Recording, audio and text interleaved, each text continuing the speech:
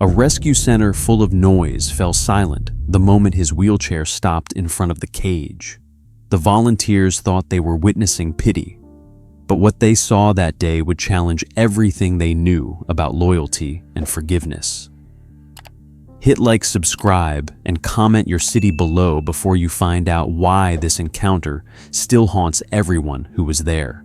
At Briarwood Rescue, the air always smelled faintly of bleach, wet fur, and quiet desperation. Volunteers moved through the corridors, speaking in low voices, cleaning kennels, refilling water bowls. Dogs barked, whined, pawed at gates, each pleading for attention.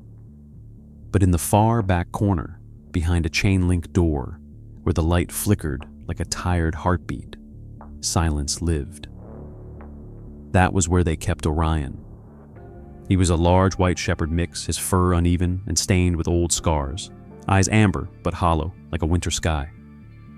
He had been found 3 weeks earlier in a flooded drainage ditch outside the city, half-starved, trembling more ghost than dog.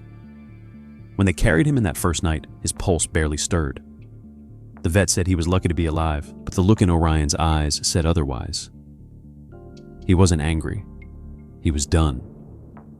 The rescue named him after a constellation that hides behind clouds because he vanished whenever someone approached. He didn't bark or bite. He disappeared, pressing his body into shadows as if the dark itself could keep him safe. They left food near him untouched until midnight. He waited for the world to go still before eating, as if still hiding from something that used to hurt.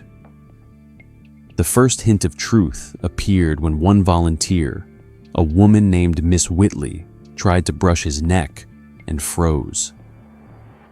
Under the matted fur, she found faint burns, melted plastic fused into the skin marks of an electric collar. It wasn't escape that left him stranded in the ditch. It was betrayal.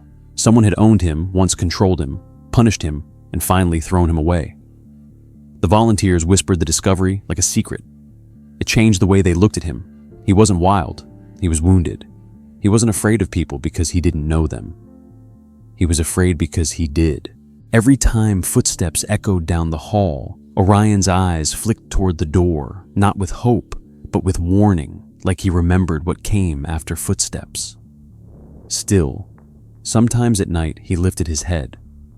It was subtle, but the night shift volunteer noticed. When the rain hit the tin roof, Orion would rise, ears pricked, eyes distant, and release a low, trembling howl. It wasn't anger, not even fear. It was grief. The sound of someone calling into emptiness for a voice that never answered. That was the second twist the moment they realized his silence wasn't stubbornness. It was mourning. The rescue's director recorded it once, hoping to show progress, but when she replayed the audio later, even she had to stop halfway through. The sound wasn't something meant for human ears. It was too raw, too human in its sadness. In the daytime, life at Briarwood went on. Kids visited on weekends, choosing puppies with bright collars. Volunteers smiled for social media posts, showing off happy tales of adoption success. Yet every story had a shadow, and that shadow was Orion. Nobody asked about the scarred white dog who refused touch, who flinched at kindness. A few suggested putting him down. He's too far gone, one said. He'll never trust anyone again. Miss Whitley disagreed. He's waiting for the right person, she said quietly, though she didn't know who that could be. The shelter's director smiled sadly and said, "We don't get fairy tales here, Whitley." That same afternoon, miles away, a 17-year-old black teenager named Darius Hale stared out the window of his small apartment, listening to the same kind of rain. 2 years ago, Darius had been the fastest sprinter at Easton High, a state finalist, his father's pride, his mother's joy. Then came the crash. A driver who didn't stop. A sound of metal folding like paper. His father gone. His legs never moved again. Now his world was the quiet hum of an old wheelchair and the creak of wooden floors beneath its weight. Darius rarely spoke. He answered therapists with nods, smiled when he had to. But at night, when rain began to fall, He lay awake, listening to the wind whistle through the fire escape, feeling the ache of memory, of movement, of freedom, of a voice that would never call his name again. His mother exhausted whispered prayers in the next room. She didn't know that Darius sometimes whispered back to someone who wasn't there.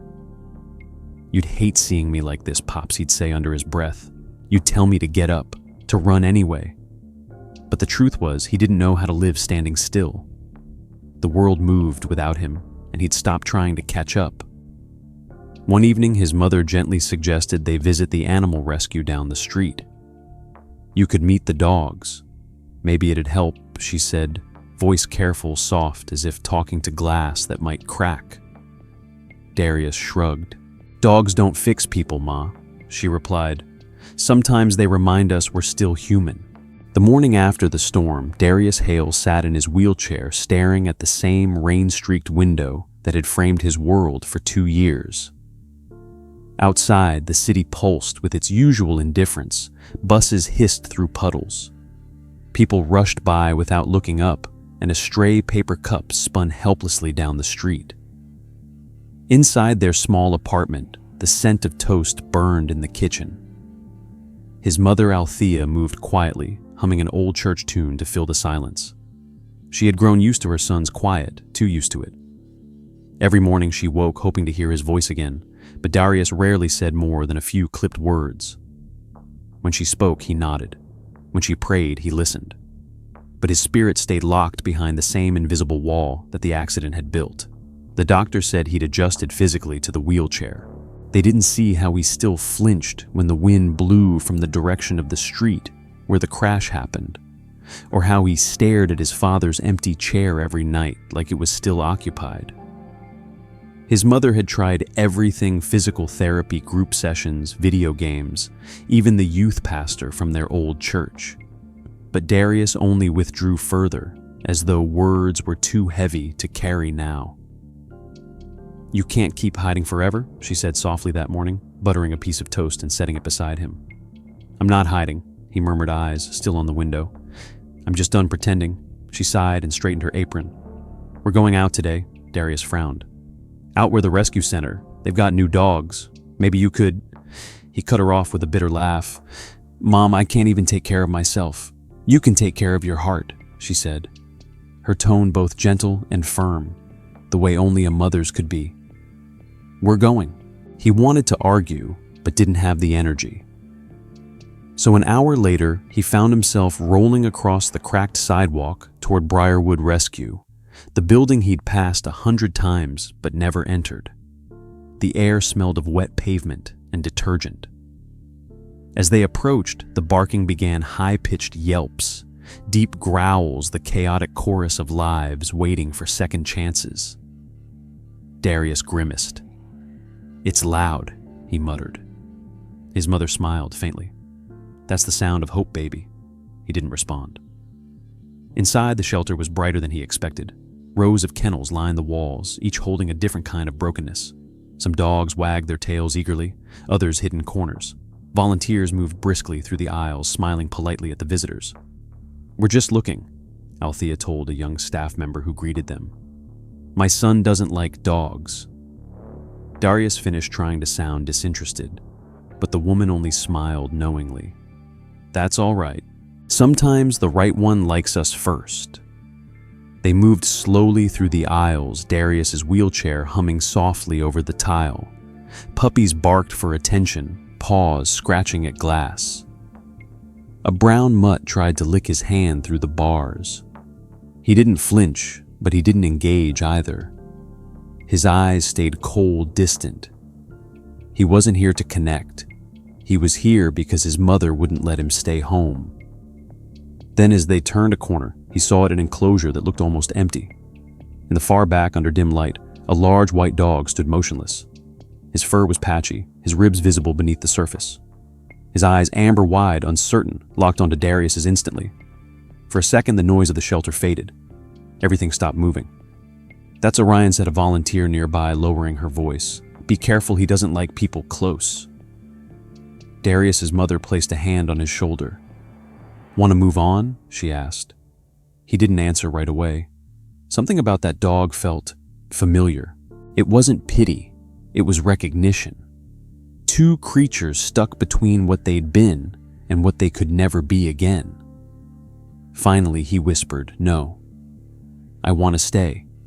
His mother hesitated, surprised. "You sure?" He nodded, once eyes never leaving Orion's. "Yeah, I'm sure." The volunteer stepped forward nervously. "You can approach the gate, but don't reach out. He might panic." Darius rolled forward, careful the squeak of his wheelchair wheels echoing softly. Orion's body stiffened.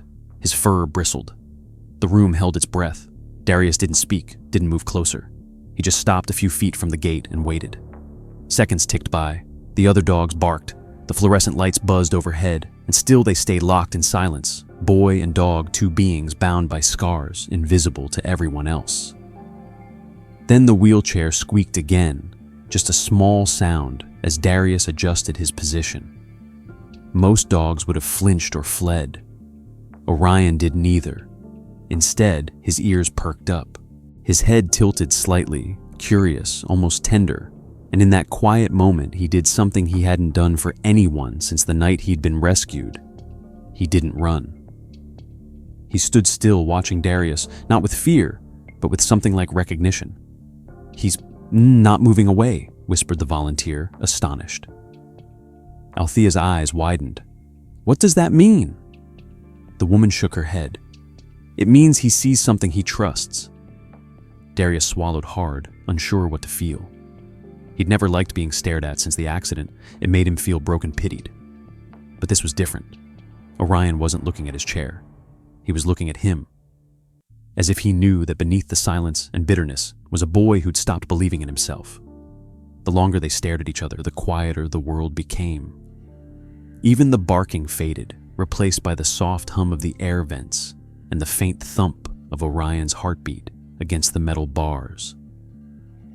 For the first time in years, Darius didn't feel invisible. He felt seen. He didn't understand why, and he didn't dare say it aloud, but something inside his chest loosened. Maybe it was hope. Maybe it was recognition. Whatever it was enough to make him whisper so softly his mother barely heard, "Hey boy." Orion's tail twitched once, not wagging, not playful, just alive. The volunteer gasped. The next day, Darius couldn't stop thinking about the dog in the corner kennel. He had tried to push the image away to distract himself with television or scrolling through old photos. But every time he closed his eyes, he saw those amber eyes staring back at him, not begging, not judging, just searching. The encounter had left a strange ache inside him, one he couldn't name. When his mother noticed him lost in thought, she asked, "You okay, baby?" And he lied. "Yeah, fine," but he wasn't. He felt restless for the first time in months, a feeling that was both uncomfortable and alive. By afternoon, Althea surprised him by saying she'd call the rescue and asked if they could visit again. "You don't have to," she said softly, "but I think that dog might need you." Darius didn't argue. He just nodded quietly, agreeing with something deep in his chest he didn't fully understand. The sun was brighter that day, almost too bright, reflecting off the metal of his wheelchair as they rolled up the sloped entrance of Briarwood Rescue. The same chorus of barking greeted them, but now it felt different, less noise, more pulse.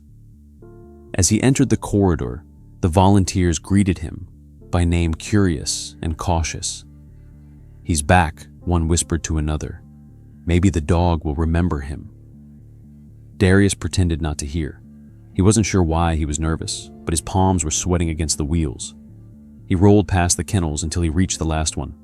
Orion was there exactly where he had been yesterday, standing still, head low, eyes locked on him like he'd been waiting. The sight made Darius exhale without realizing it. "Hey," he said quietly. "It's me again." His mother stayed back as he approached. "Go slow," she whispered. The volunteer from yesterday, Miss Whitley, stood nearby with a clipboard. If he growls stop, she warned, he's unpredictable. Darius nodded and rolled closer, the sound of the tires squeaking across the floor echoing faintly through the corridor. Orion's ears twitched at the noise. His body tensed. The air thickened. For a long, fragile moment, they stared at each other, both unsure who would move first. Then came the growl, low, rumbling deep enough to vibrate the metal bars between them. Althea gasped, stepping forward instinctively, but Darius raised a hand to stop her. "It's okay," he said softly. "I'm not scared." Orion's lips curled, revealing white teeth. His eyes darted between the wheelchair and the boy's face.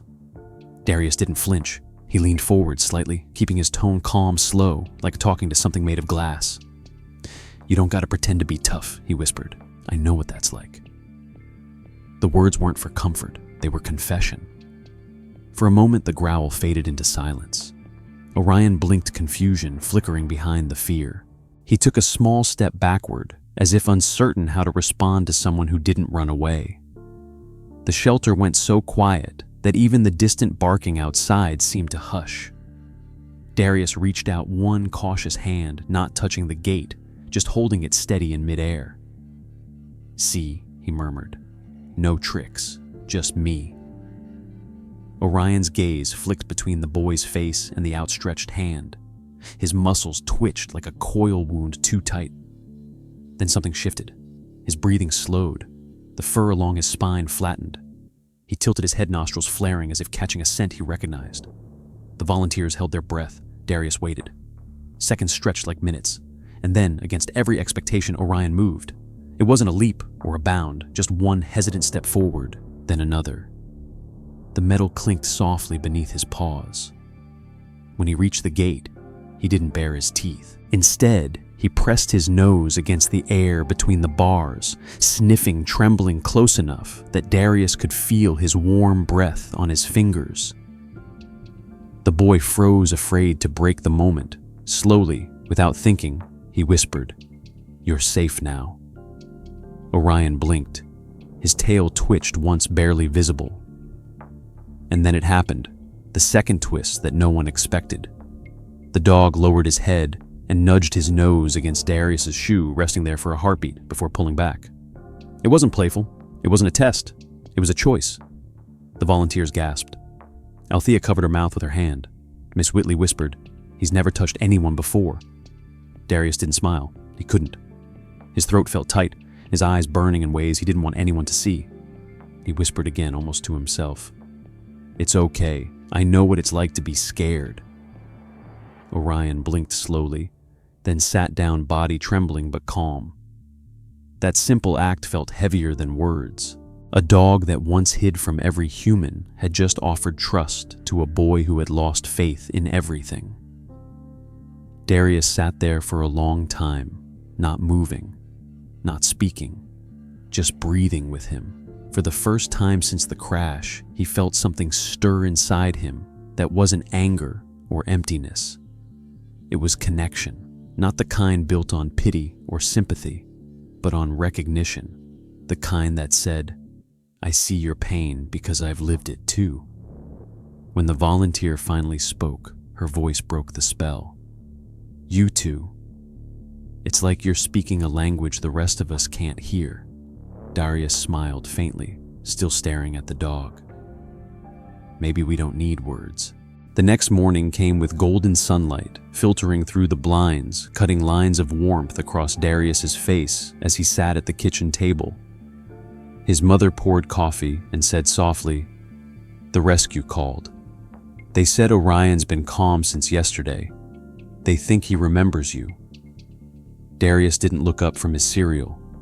"He doesn't know me," he murmured. "He just didn't run." Althea smiled, the kind of smile that knew better than to argue. Sometimes that's where knowing begins. She left him alone, and for the first time since his accident, Darius didn't resist the feeling that something was pulling him forward instead of holding him down. 2 hours later, he was back at Briarwood Rescue, rolling through the front doors with a quiet determination that even surprised him. The staff greeted him warmly, though a few kept their distance. "Morning, Darius," Miss Whitley said. "He's been waiting by the gate since dawn." The boy blinked. "Waiting?" She nodded. He wouldn't eat until we told him you were coming. That hit deeper than he expected. When he reached Orion's kennel, the dog was sitting exactly as described, still steady, his amber eyes lighting up the moment he saw Darius. The boy rolled closer. "Hey boy," he said quietly. "Guess we're both stubborn." Orion stood tail flicking once and stepped closer without hesitation. Miss Whitley handed Darius a brush through the bars. "Try this. Don't force it. Just let him decide."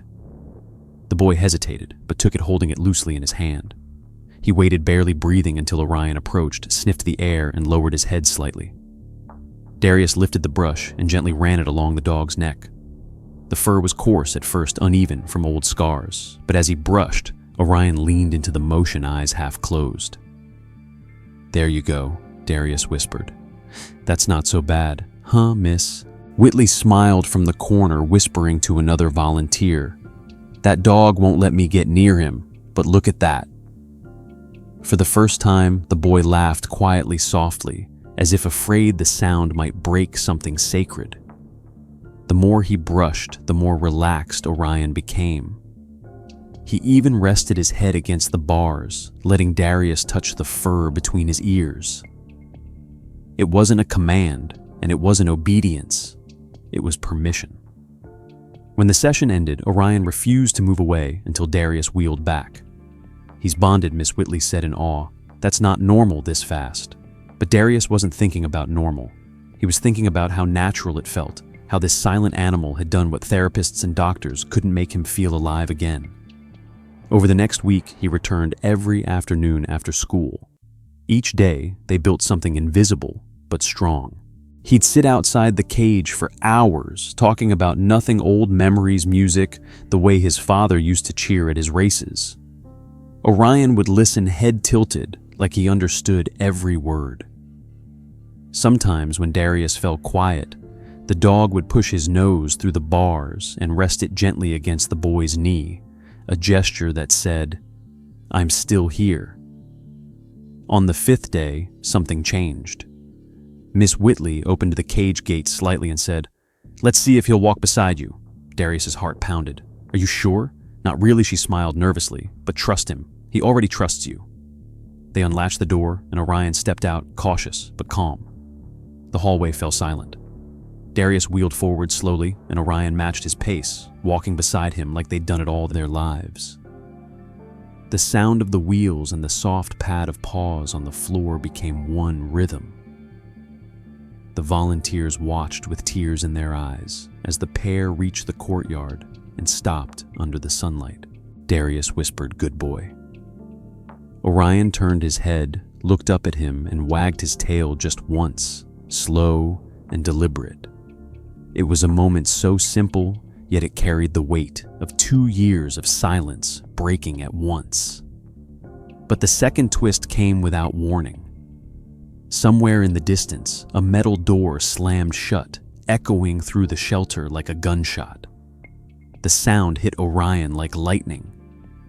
He froze, ears flat, eyes wide, every muscle quivering. Darius recognized that look, pure panic, the kind that lived in the body long after the threat was gone. Before anyone could react, Orion bolted forward 2 steps, then spun back toward Darius, chest heaving. The volunteers shouted, "Stay back!" But instead of running away, the dog did the unthinkable. He planted himself in front of Darius's wheelchair, facing the noise, his body rigid, protective, trembling but defiant. The instinct was clear: whatever was coming, he would face it first. Darius's throat tightened. "Hey," he whispered, "it's okay, it's just a door." Slowly he reached out his hand, palm open. Orion turned his head, eyes still wide, but instead of pulling away, he pressed his nose into Darius's hand, grounding himself. The tension broke like a spell. The boy stroked his fur gently until the trembling stopped. The courtyard went silent, except for the sound of wind rustling through the nearby trees. Miss Whitley stepped closer, her voice soft. He didn't run. Darius nodded, still stroking the dog's fur. "No," he said, voice thick with emotion. He stayed. In that instant, something deep inside Darius shifted again. He realized that this creature, once paralyzed by fear, had just chosen to stand between him and the world. not because he had to, but because he wanted to. The kind of loyalty that doesn't ask for anything in return, just trust. It started as an ordinary afternoon, the kind of peaceful routine that had become the heart of Darius's week.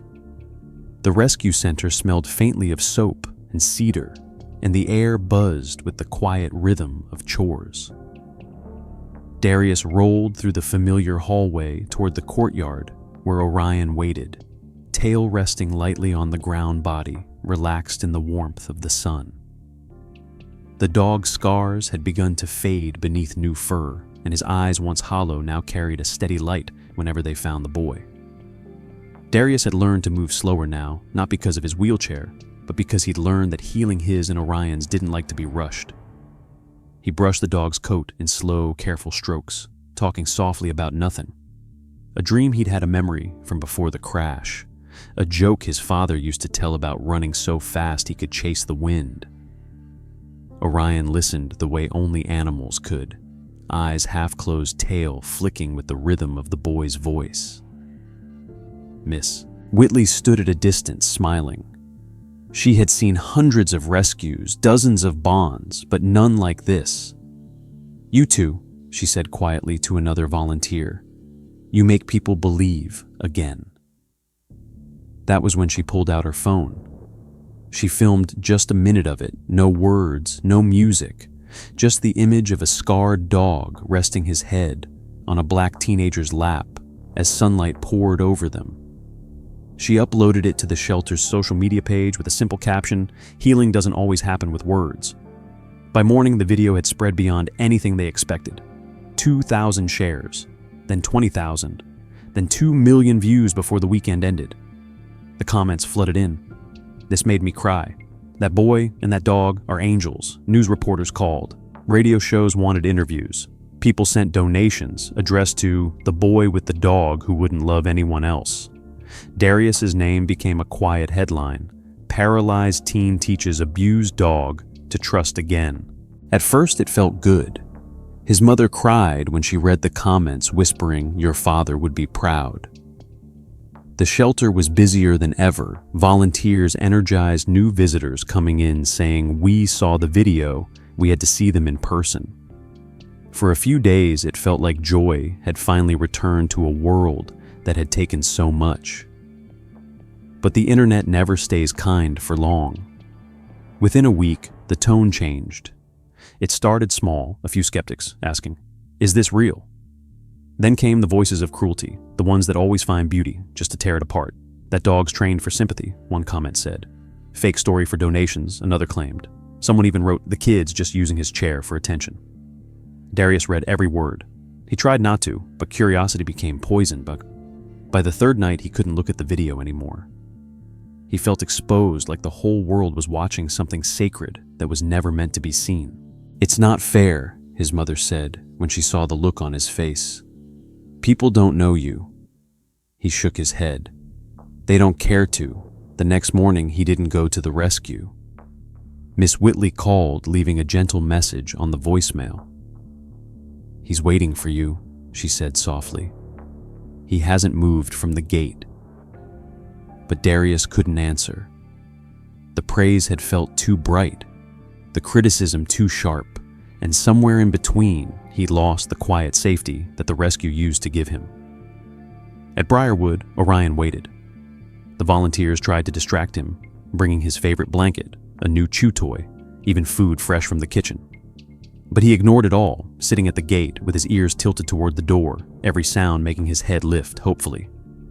When another boy rolled by in a wheelchair during a school visit, Orion stood up suddenly, tail wagging once, then froze when he realized it wasn't Darius. He lay back down, whining softly. The staff didn't know what to do. "Maybe he'll forget," someone said. But Miss Whitley shook her head. "Dogs don't forget the people who saved them." She kept the gate open longer that evening, hoping Darius would return. He didn't. Back at home, the boy scrolled through the endless stream of opinions about himself. People who didn't know him debated his story as if it were a game. One video claimed he was faking paralysis. Another said the shelter staged the rescue for attention. Each lie chipped away at something fragile inside him. They took something that was ours, he told his mother quietly. It's not even a story anymore. It's just noise. She wanted to tell him not to listen, but she knew words wouldn't reach him. He rolled into his room, closed the door, and sat in the dark. In the silence, he remembered the warmth of Orion's fur, the way the dog had leaned into his hand like it was the only safe thing left in the world. The memory hurt, but it also anchored him. Outside, rain began to fall again, the kind that used to make Orion howl in his kennel before Darius came along. Somewhere across town, that same rain soaked the shelter yard, running through the cracks in the pavement where paw prints had begun to fade. The days that followed blurred into gray for everyone at Briarwood Rescue, but for Orion, they were endless. The white dog who once began to wag his tail, who had learned to trust the sound of a single boy's voice, now stood still each morning as the volunteers came and went. He didn't bark or pace anymore. He simply waited. The food bowl stayed full, untouched flies, circling and landing before the staff cleared it away and tried again. He refused toys water and even soft words. Every time the door opened, his head lifted ears pricking with hope, but when another visitor walked in, and not the boy he'd chosen, his eyes dimmed again. Miss Whitley was the only one who truly understood. She sat by his gate each evening, telling him stories about how the boy was probably busy, how he would come back soon. "He didn't forget you," she whispered through the bars. Orion didn't respond, but his ears twitched faintly. He was listening, though hope was a fragile thing in him now. Out in the world, Darius stayed silent too. The noise of fame had turned into something heavier, a shadow he couldn't escape. Each time he saw his face on a screen smiling beside Orion, it didn't feel like him. The comments ran through his mind until sleep became impossible. He wanted to believe it hadn't changed anything, but it had. The simple peace he'd found at the rescue had been stolen, twisted into something loud and hollow. When Miss Whitley sent a photo of Orion waiting at the gate, his heart cracked open. He wanted to go, but fear kept him still, fear that the world would see him as a fraud, that he'd let the dog down, that maybe Orion was better off without him. The days turned colder. October crept in, and the first frost touched the morning grass. At the rescue, Orion's ribs began to show again. He refused every meal except when the night shift volunteer left the food at the edge of the gate and turned off the light. Even then, he ate only enough to survive. He had stopped barking completely, but sometimes when the night was deep and the wind pressed against the building, a faint whine echoed through the halls, quiet but heart-wrenching. The volunteers whispered about it, calling it the ghost's song. They knew it wasn't a ghost. It was love without an answer. One evening, Miss Whitley noticed Orion dragging his blanket across the floor, tugging with his teeth until it lay at the entrance of the gate. He circled 3 times, then laid down on it facing the door. "He's waiting," she said softly to another staff member. "For him." The woman frowned, pity flickering across her face. "It's been weeks. Dogs forget faster than people." But Miss Whitley shook her head. "Not this one." The next day brought rain, thick, relentless hammering the roof until the drains overflowed. The volunteers hurried to close early, checking each kennel twice. Orion still refused to move, lying on his damp blanket, eyes fixed on the entrance. "Come on, boy," Miss Whitley urged gently. "You'll get sick out here." But when she opened the gate to lead him inside, he backed away, refusing to leave the spot. She sighed and left the door cracked so he could take shelter if he wanted. Then she turned off the lights and locked up. That night, the storm raged harder than anyone expected. Lightning flashed across the hills, thunder shaking the walls. Somewhere between the sound of the wind and the breaking rain, the latch on Orion's gate rattled loose. He pushed it with his nose, and the door swung open. No one saw him slip through the hallway, his paws silent on the wet concrete. He followed the scent of the boy that still lingered faintly in the air, winding through corridors until he reached the storage shed behind the main building. Inside, under a tarp and dust, sat an old wheelchair, the one Darius had first used when he visited the shelter months ago, replaced since by a newer model. Orion sniffed it once twice, then let out a small whimper. The smell was faint, but familiar oil rubber and the scent of the boy he loved. With a tired sigh, the dog curled beneath it, pressing his body against the cold metal. Rain leaked through the roof, soaking his fur, but he didn't move. Every flash of lightning made his body flinch, yet he stayed guarding the last trace of the one who had taught him not to run. Hours passed. When the morning staff arrived, they found the broken latch and the trail of muddy paw prints leading to the shed. Miss Whitley ran inside and froze when she saw him curled in the corner, shivering, but calm, his head resting against one of the wheelchair's wheels.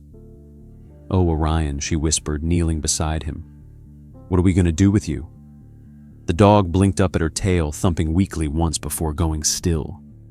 She wrapped a towel around him, trying to coax him out, but he resisted. It was as if he believed that if he stayed there long enough, the boy would appear again. Miss Whitley sat with him for hours, whispering softly, "He'll come back, I promise." But even she wasn't sure anymore. Back in his apartment, Darius couldn't shake the feeling that something was wrong. The rain hadn't stopped since morning, and his thoughts kept circling back to Orion. He imagined the dog lying alone, afraid, wondering why he'd disappeared. The guilt sat heavy in his chest. He pulled up the photo on his phone, the one of them in the courtyard, sunlight on their faces. The world had turned it into a symbol, but to him, it was personal, sacred. He turned off the screen, staring at the reflection of his own eyes in the black glass. The next morning began gray and cold, the kind of morning where the world feels half asleep and unforgiving. The rain had stopped, but puddles still mirrored the bruised sky, and the streets smelled of metal and wet earth. Darius Hale rolled through the apartment's narrow hallway, while his mother, still in her robe, looked up from the couch. "Where are you going?" she asked, voice hoarse with worry. "Back," he said simply, fastening the zipper on his jacket. She studied his face for a moment, then nodded understanding without needing more. He hadn't eaten, hadn't spoken much for days, but there was something in his eyes, now a quiet purpose, that hadn't been there since the accident. "You want me to drive?" she asked. "No," he said, shaking his head. "I need to do this myself." He called a rideshare, wheeled himself outside, and waited in the damp air. The driver, a kind older man, didn't ask questions when he gave the address for Briarwood Rescue. They drove in silence, the city still waking up around them. Children walking to school, shop owners sweeping the sidewalk, birds shaking water from their wings. Darius stared out the window, palms sweating, his heartbeat echoing like a drum in his ears. Every block they passed felt heavier with doubt. What if Orion had forgotten him? What if the dog had moved on, or worse, given up entirely? The thought made his stomach twist. He pressed his hands against his knees, trying to steady himself, and whispered, "Please still know me." When the car stopped in front of the rescue, the familiar chain-link fence and worn-out sign looked different, smaller, somehow lonelier.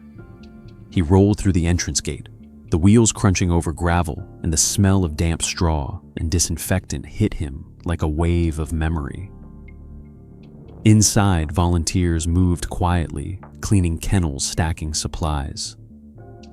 When Miss Whitley saw him in the doorway, she froze, then broke into a shaky smile. "Darius," she said softly, her eyes welling up. "You came back." He nodded once, unable to trust his voice. "Where is he?" She didn't answer immediately. She turned toward the hallway, motioning for him to follow. "He's been waiting," she said finally. "He hasn't eaten much. We found him in the shed after the storm curled under your old chair." Darius's breath caught. "My old chair?" She nodded again, tears threatening to spill. "He hasn't left the gate since." They turned the corner, and there he was, Orion. The same dog who had once been too afraid to be touched now sat pressed against the bars, his coat damp, his eyes tired but alert. When he saw Darius, he froze. The silence stretched thin, as if the world itself was holding its breath. Then, with a sound between a bark and a cry, Orion launched forward. The gate rattled violently as his paws hit the metal, his tail beating the ground in wild, unrestrained joy. Miss Whitley hurried to unlock the latch, but Orion didn't wait for permission. He squeezed through the moment it cracked open, nearly knocking over 2 volunteers in his desperate rush. Darius barely had time to brace himself before 100 pounds of trembling fur and muscle pressed into his chest. Orion buried his face against the boy's jacket, letting out a long, broken whine that sounded too human to ignore. Darius's hands shook as he gripped the dog's fur, tears spilling freely down his face. "I'm sorry," he whispered, voice cracking. "I shouldn't have left. I didn't mean to. He couldn't finish. Orion only pressed harder, tail thumping in uneven rhythm, as if trying to say, "It doesn't matter. You're here." The volunteers watched in silence, some with tears of their own. Miss Whitley covered her mouth, whispering he remembered. Darius nodded, still holding on. He never forgot. For a long time, they stayed like that. The boy and the dog locked together, surrounded by the quiet hum of the shelter. The cold air bit through Darius's jacket, but he barely felt it. All the noise from the outside world, the comments, the doubt, the pity, faded to nothing. All that existed was the steady rhythm of Orion's breathing against his chest, the warmth of forgiveness radiating through the space between them. Eventually, Darius pulled back, brushing tears from his cheeks.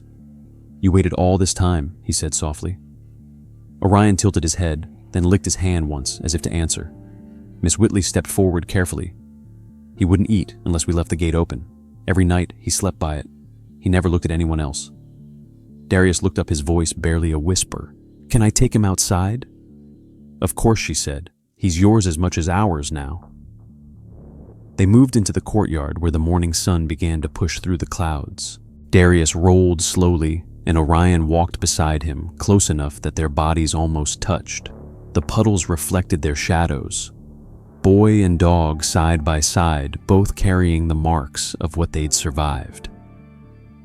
Darius stopped near the same bench where they had once sat before the world found them.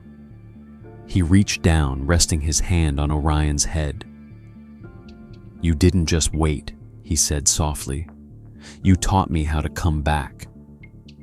Orion looked up at him, eyes shining with the same trust that had once been shattered, now whole again. The staff gathered quietly at the window, watching through the glass. One whispered, "I don't think I've ever seen something like this." Another replied, "That's not a dog and a boy. That's 2 survivors." When it was time to leave, Darius hesitated. "I'll be back tomorrow," he said to Miss Whitley. "Every day, I promise." She smiled. "He'll be waiting, but maybe not at the gate this time. Maybe he'll be waiting by your side." 2 weeks after their reunion, Briarwood Rescue looked different. The walls no longer echoed with sorrow. Laughter drifted through the corridors again, and the scent of fresh paint replaced the stale smell of bleach. The local paper had run a story about Darius and Orion titled "The Dog Who Waited." But this time, Darius didn't care about headlines or comments. He had learned that the world could say what it wanted. Truth didn't need defending. He visited every day now, sometimes helping Miss Whitley with other rescues, sometimes just sitting in the courtyard brushing Orion beneath the same tree where they had first bonded. The staff began calling them the Miracle Pair, though Darius didn't like the word miracle. It made it sound like luck, not effort. What he and Orion had was not luck. It was something fought for peace by fragile peace across pain and patience. One crisp morning, as frost sparkled on the ground, Miss Whitley approached with a clipboard and that careful smile she wore when she was about to ask for something big. "Darius," she began, "there's an event next week, a children's therapy program downtown. They're asking for therapy animals to visit. The coordinator saw your story and wants you and Orion to come." Darius looked up sharply. his fingers tightening on the wheelchair's armrest. "You mean, speak in front of people?" She nodded. "Not a speech. Just be there. Let the kids meet him. You don't have to say much. Your story speaks for itself." He hesitated, staring at the dog sitting beside him. "I don't know, Miss Whitley. The last time people saw us, it didn't go well." "That was noise," she said gently. "This is purpose." He looked down at Orion, who was watching him with calm eyes that seemed to hold all the faith he couldn't find in himself. "You think they'll understand?" he whispered. Orion thumped his tail once, and Miss Whitley smiled. "I think he already answered for you." The next week arrived faster than expected. The therapy event was held in a large recreation hall with bright murals on the walls and a faint smell of crayons and disinfectant. Children in wheelchairs and walkers filled the room, some quiet, some laughing, all curious. When Darius rolled through the doors, Orion trotting beside him, the chatter hushed. Cameras were not allowed, only eyes, only hearts. The therapist who organized the event, a kind woman named Dr. Rivera, greeted them warmly. "Thank you for coming. Some of these kids haven't spoken in months. Just being near an animal like Orion can make a difference." Darius nodded, his nerves tightening with each word. He looked around at the children, at the expectant faces, and felt that familiar ache of being seen not as a person, but as an example. For a moment, doubt clawed its way back up. He wanted to turn around and leave to protect the quiet world he and Orion had built. But then he felt a nudge at his elbow, Orion's nose warm and grounding. The boy exhaled. "Okay, boy," he whispered. "Let's do this together." The first few minutes were awkward. The children watched from a distance, whispering and giggling. One brave boy in a red hoodie wheeled forward, holding out a shaky hand. "Can I pet him?" he asked. Darius smiled softly. "Ask him first." The boy hesitated, then said, "Hey, Orion." The dog sniffed his fingers, then leaned in, resting his chin gently on the boy's arm. The child's laughter was small, but real, like a door opening. Others began to move closer. One little girl, her face pale from long hospital days, sat quietly in a corner, clutching a stuffed bear. She didn't look up even when Orion passed by. Darius noticed. He rolled closer, keeping his voice soft. "Hey," he said. "He likes gentle people best. You can just sit if you want." She didn't answer. Her therapist whispered, "She hasn't spoken in weeks." Orion turned toward her, tilting his head. Slowly, carefully, he walked over and sat down beside her wheelchair. He didn't touch her at first, just waited. After a long pause, the girl turned her head slightly, just enough to meet his eyes. Something unspoken passed between them. Then, without warning, she began to cry. Not the loud kind of crying, but the trembling, quiet release that carries both pain and relief. Orion stepped closer and rested one paw lightly on her shoe. Darius froze, recognizing the gesture instantly. It was the same thing the dog had done for him that first day. The girl gasped softly, then reached out and buried her small hand in his fur. The tears turned into soft laughter. The entire room went silent.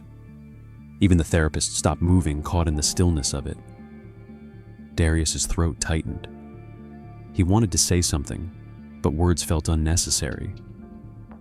The dog had already spoken the only language that mattered, Doctor. Rivera knelt beside the girl, whispering with tears in her eyes. "You did it, sweetie. You let someone in." Darius looked down at Orion, whispering, "You're doing it again, boy." The dog's tail brushed lightly against his foot like an answer. By the time the event ended, every child in the room had touched Orion at least once. He had licked small hands, sat beside walkers, leaned gently against trembling knees. And through it all, Darius watched in awe as the same strength that had pulled him out of darkness now spread outward, quiet and unstoppable. Healing, he realized, wasn't something you kept. It was something you passed on. When it was over, Dr. Rivera approached him with a trembling smile. "You changed something today," she said. "Not just for them, for all of us." Darius shook his head. "I didn't change anything. He did." She smiled through tears. "Maybe. But you gave him the chance." Outside, the sun was setting over the city, turning the clouds gold and pink. Darius wheeled into the open air, Orion walking beside him, both bathed in the fading light. "You remember the first time I met you," he said quietly. "You were shaking, and I was pretending I wasn't scared too." The following week brought a flood of attention Darius never asked for. Videos from the children's therapy event somehow found their way online again, recorded by parents who couldn't help capturing what they had witnessed. Within days, the image of a white scarred dog sitting beside a crying child began circulating across the internet, followed by headlines like "The Dog Who Heals Hearts" and "Boy and Dog Bring Hope to Hundreds." Journalists called producers, emailed, and sponsors offered partnerships that promised money travel and influence. Everyone wanted a piece of their story. But Darius had learned his lesson from the last time. He remembered the way kindness had turned to cruelty when strangers decided they owned his narrative. This time, he ignored it all. He didn't reply to the interview requests, didn't answer the phone when reporters called, and deleted every message that tried to turn what he had with Orion into a brand. The world saw a miracle. He saw something too fragile to survive that kind of light. Althea was proud, but cautious. She knew her son had grown stronger, but she also knew how thin the line between peace and pain could be. "You sure you don't want to at least tell your side?" she asked one morning, holding a printed article with their faces on it. Darius shook his head. "They already told it for me once. I won't let them do it again." She nodded slowly, placing the paper in the trash. "Then what now?" He looked down at Orion, who lay across his feet like a living anchor. "Now we use it for something good." The decision began quietly. One day, Darius asked Miss Whitley if she knew anyone working at the local veterans hospital. She gave him a number, and within a week, he and Orion were visiting patients during physical therapy sessions. It started small 5-minute visits, just walking through the hallways, letting the men and women touch the dog and talk. Some refused at first, hardened by pain and frustration, but Orion had a way of dissolving resistance. He didn't demand attention. He offered presence. He'd rest his chin on a trembling knee or lean against a hand too tired to lift. The first time, a veteran laughed a sharp, genuine laugh that startled even the nurses. Darius realized how powerful silence could be. Word spread quickly. Soon they were invited to a children's hospital, then a rehabilitation center. There were no cameras this time, no applause, just rooms filled with people who understood pain intimately and recognized courage when they saw it. Darius learned to speak less and listen more. He found that healing didn't need speeches. It just needed time and kindness. Sometimes as he wheeled from one room to another, he'd think about how far he had come from the boy who once couldn't stand to be looked at. He had been so consumed by his own brokenness that he'd forgotten broken things could still carry light. Orion walked beside him through every corridor, tail swaying like a metronome of calm eyes, steady steps deliberate. The dog seemed to sense which people needed him most. Once in a hospital ward filled with children recovering from spinal injuries, a boy around 12 refused to meet anyone's eyes. He stared at the wall, silent, angry, the same way Darius had once been. Without being told, Orion walked over and lay down at the foot of his bed. For a full minute, nothing happened. Then the boy shifted, glancing down, and whispered, "He's not scared of my chair." Darius smiled softly. "He doesn't see your chair, he sees you." The boy blinked back tears, reaching to pet Orion's fur. "I haven't touched a dog since before the accident," he said quietly. "Feels weird." "Yeah," Darius said, "but weird's where it starts." When they left that day, the boy waved. It was small, but to Darius it felt monumental. He didn't need cameras to tell him the moment mattered. Each week they visited new places. Orion became a symbol, though not one printed on headlines. This time, he was a quiet legend told between patients, a story whispered in hallways about the dog who waited and the boy who came back. Miss Whitley sometimes tagged along, smiling as she watched them move like a single soul split in two bodies. "You ever think about training him officially?" she asked once. Darius shrugged. He already knows what to do, and I don't want to make what he does into a job. He's not therapy, he's family. She nodded in quiet agreement. Fame didn't come again, not in the same way, but something deeper did respect. People began leaving letters at the shelter, not fan mail, but thank yous. Your story reminded me not to give up. My son started physical therapy after seeing you two. Our rescue started a new program for disabled kids and dogs. Darius read them all, sometimes aloud to Orion, who'd tilt his head as if listening. We did okay, huh? He'd whisper. The dog would yawn softly, stretch out, and place his paw over Darius's shoe, the same old gesture that had started everything. Not long after Dr. Rivera from the children's event invited them back not to perform, but to observe a new class of volunteers training rescue dogs. She wanted the kids to see what patience could build. Darius and Orion watched from the corner as new handlers worked with trembling animals. He could see the same fear in those dogs' eyes that Orion once carried. You think they'll make it? Darius murmured. Orion leaned against his leg. Yeah, he said with a faint smile. Me too. As the session ended, one of the kids approached shyly. It was the little girl from the first event, now walking with braces, but smiling. I still have his picture, she said, holding out a worn photo. It helps me when I get scared. Darius swallowed hard, emotion catching in his throat. You helped him too, he said. You reminded him why we do this. She grinned, hugging Orion tightly before leaving. As they walked out into the cool evening air, Althea met them by the car. You've been out all day, she said, smiling. Tired. Yeah, Darius admitted, but it's a good tired. She looked at Orion and then back at her son. You two have changed a lot of lives. Darius shook his head. He did. I just followed. On the ride home, the city lights blurred into a ribbon of color outside the window. Orion rested his head on Darius's lap, sighing deeply content. You know, Darius whispered, you taught me something they never could at therapy. You taught me that being broken isn't the end. Winter arrived gently that year, wrapping the city in a hush that softened even the busiest streets. Snow gathered along the shelter's fences, glimmering under the pale December light, and inside Briarwood Rescue had become a place of warmth and memory. Darius and Orion still visited every week, though their roles had changed. They no longer drew crowds or made headlines. Now they trained others, guiding new volunteers, helping frightened dogs take their first steps toward trust. Orion had aged quietly, his once bright white fur now brushed with silver, his pace slower, his breaths heavier. Darius noticed it before anyone else. He saw it in the way the dog took longer to rise in the mornings, in the pause between each step as they crossed the courtyard. He never said anything aloud, but he began arriving earlier, giving Orion time to move at his own rhythm. Miss Whitley watched from the office window, her hands pressed together. He's getting old, she said softly one morning. Darius nodded.